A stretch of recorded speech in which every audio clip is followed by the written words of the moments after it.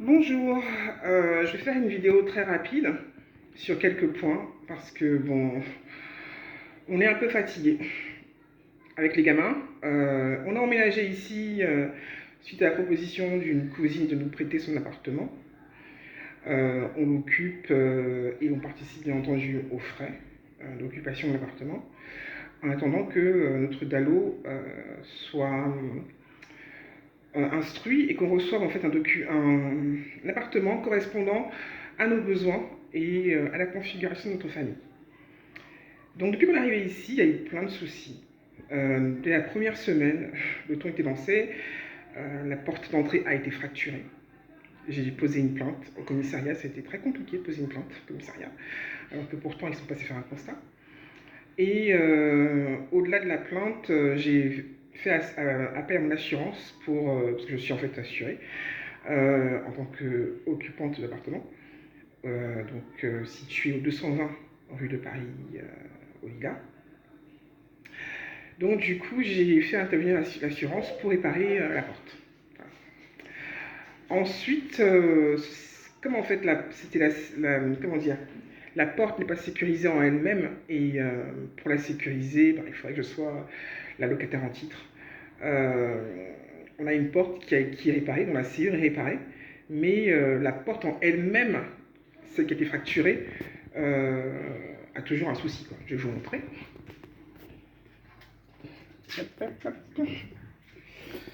Vous voyez bien. Je ne sais pas si ça se voit. Ah. Voilà la porte. Elle a été limée. Là. Voilà. Donc voilà. C'est ce qui nous est arrivé. Donc ça c'était le premier point. Ensuite, on a eu donc plusieurs campagnes d'intimidation. Quand on sort dehors, des mots sont lancés. Bref. Le théâtre de rue habituel que les personnes qui sont victimes de harcèlement réseau connaissent bien. Et il y a eu plusieurs intrusions domicile. Donc à chaque fois que je sortais pour aller ne serait-ce que faire des courses, une personne s'introduisait à l'intérieur de la maison et il y a eu des vols. Des documents ont été volés, des vêtements ont été volés, des chaussures ont été volées. On vit dans un climat en fait d'insécurité permanente. Donc moi je suis mère seule avec 3 enfants. Je suis pas épaisse. Je suis plutôt coriace mais pas épaisse. Donc du coup si une personne entre, voilà, je n'ai pas d'homme pour me protéger, quoi. Je suis seule avec mes enfants. Je serais donc obligée de me battre pour assurer notre sécurité. Et c'est un truc qui me fait vraiment flipper. Parce que s'ils peuvent entrer en mon absence, ils le peuvent aussi quand je suis là. Ensuite, qu'est-ce qu'ils ont fait d'autre? Ils ont fermé... ils ont bloqué nos badges. Donc nos badges ont été bloqués.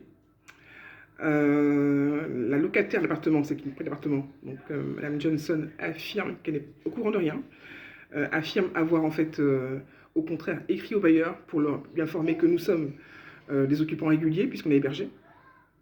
Ma situation a aussi été signalée au maire des Lilas, que j'ai rencontré en personne, et à la directrice du CCAS. Voilà. Donc tout le monde est informé, quoi. On n'est pas du tout des squatteurs, on est hébergés, on participe aux frais d'occupation du logement. Tout est régulier. Et pourtant, on subit des dénis de droit répétés et réguliers. Donc les badges ont été bloqués. J'ai fait une vidéo là-dessus. Là, ce matin, on constate qu'il n'y a plus d'eau chaude. L'eau chaude est bloquée. Voilà, donc il faut aussi savoir qu'on occupe en fait un appartement qui est hyper vétuste. Une des chambres est très humide, celle de ma fille. Celle du milieu est humide. On n'a pas eu en fait de... Je vais vous montrer. Voilà. La cuisine. Voilà l'état de la cuisine. Donc la cuisine, en fait, il y a ça. Et je suis obligée de faire ma lessive avec des bassines comme au pays parce qu'il n'y a pas d'alimentation d'eau. Voilà, ça n'a pas été fourni. L'état de... Jamie, il y a un descendre. Non, tu montes pas juste. Tu montes pas du tout. J'ai dit non. Bon, je finis la vidéo rapidement. Je vais vous montrer la salle de bain en vitesse. Donc, la chambre de ma fille, la voici, celle-ci. Elle est hyper humide. Hein. Elle est hyper humide, ça se voit pas. Bon. Elle est à peu près rangée, donc j'ai pas trop honte. Elle est hyper humide, c'est une chambre hyper humide.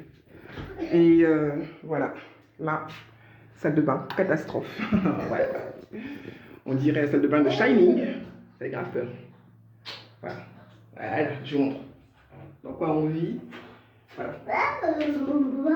Voilà. Bien.